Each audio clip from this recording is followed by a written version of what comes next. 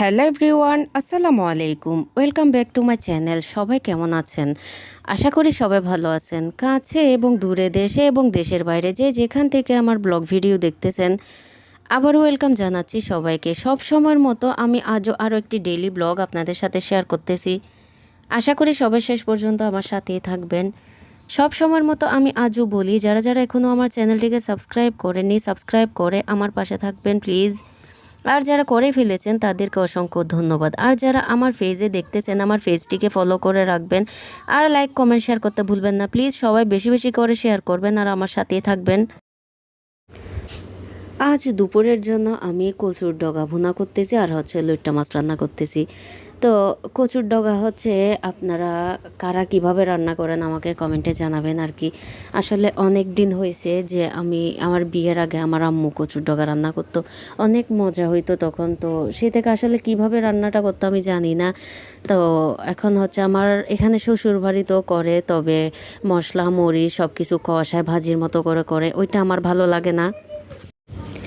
আমাদের চট্টগ্রামে এগুলাকে কচুর ডগা বলে। আপনারা কোন জেলায় কোন এলাকায় কী নামে চিনেন আমাকে কমেন্টে জানাবেন আর কি। তো আমি আসলে কিভাবে যে রান্না করব চিন্তা করতেছি। আমার অনেক পছন্দের, তবে আমার আম্মু যেভাবে বানাতো ইচ্ছা হচ্ছে ওইভাবে খেতে। তো এখন কি করছি, কিছুদিন আগে বেড়াতে গেছিলাম আমাদের বাড়িতে, যে তখন আমার বৌমা বানাইছিল, মানে আমার চাচি। তো এখন ওনার কাছে ফোন করছি, ফোন করে জিজ্ঞেস করছি যে কিভাবে বানাইছে। সেম আমার আম্মুর মতো হয়েছে সে কারণে। তো উনি বলছে, যেভাবে বলছে আমি সেভাবে রান্না করছি। এখানে বলছে ঝালটা আমার পছন্দ অনুযায়ী করতে, যে ইচ্ছে হলে মরিচ দিতে, আর যদি না হয় মরিচ না দিতে বলছে। তো আমার আম্মু দেখছিলাম চিলি ফ্লেক্স দিয়ে করতো রান্নার পরে, মানে ভাজি করার পরে চিলি ফ্লেক্স দিত। তবু আমি কি করছি, কাঁচামরিচ দিয়ে ভুনাটা করছি।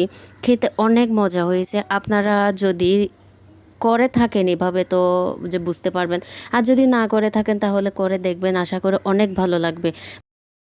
ডগাগুলো কেটে ভালো করে ধুয়ে আমি হলুদ দিয়ে সিদ্ধ করে নিয়েছি। শুধু আপনারা দেখতে পারতেছেন অবশ্যই কিভাবে করছি।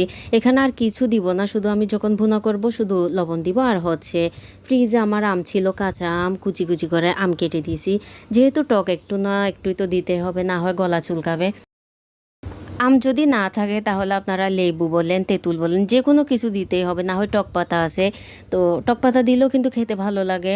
এখানে আমি রসুন কুচি করে নিয়েছি, আর একটা ছোটো সাইজের পেঁয়াজ কুচি করে নিয়েছি, আর 3টা কাঁচামরিচ অ্যাড করতেছি। আমি বেশি দিচ্ছি না কাঁচামরিচ, কিন্তু অনেকটা ভালো লাগছে। আপনারা কারা কিভাবে করেন একটু কমেন্টে জানাবেন আর কি। তো আসলে মশলা আর মরিচ দিয়ে যেটা করে ওইটা আমার কমই ভালো লাগে। বিশেষ করে যারা করে থাকেন মশলা আর মরিচ গুঁড়ো দিয়ে ভাজির মতো করে যারা করেন আর কি, ওইটা না করে যদি এরকম করে থাকেন তাহলে খেতে অনেক ভালো লাগবে, খারাপ না। আর আমগুলা কুচি কুচি করে দেয়াতে কিন্তু খেতে টকটক আরও বেশি ভালো লাগছে। ডগাগুলা যখন কাটতেছি তখন অনেক হাত চুলকাইছে, মনে করছিলাম ভাজি করার পরে গলা চুলকাবে। তো টক দেয়াতে আসলে চুলকায় নাই। তো এখন দুপুরে খাবার টাইম হয়ে গেছে, আমরা খেয়ে নিচ্ছি। তো আমি কচুর ডগা নিছি আর লইট্টা মাছ নিছি, আর একটা লেবু নিছি, তবু যেন গলা না চুলকানোর জন্য আর কি। দেখি না, আর লেবুর প্রয়োজন নাই, যে টক হয়েছে। তো আমি লইট্টা মাছও আমি আমার মতো করে রান্না করছি, সব সময় মাছ যেভাবে রান্না করি আর কি। তো আমার ব্লগ কেমন হয়েছে আপনারা কমেন্টে জানাবেন আর কি। আর যারা যারা শেষ পর্যন্ত আমার ব্লগের সাথে ছিলেন সবাইকে অসংখ্য ধন্যবাদ। আর আমার রান্না কেমন হয়েছে সেটাও কমেন্টে জানাতে ভুলবেন না। আল্লাহ হাফেজ।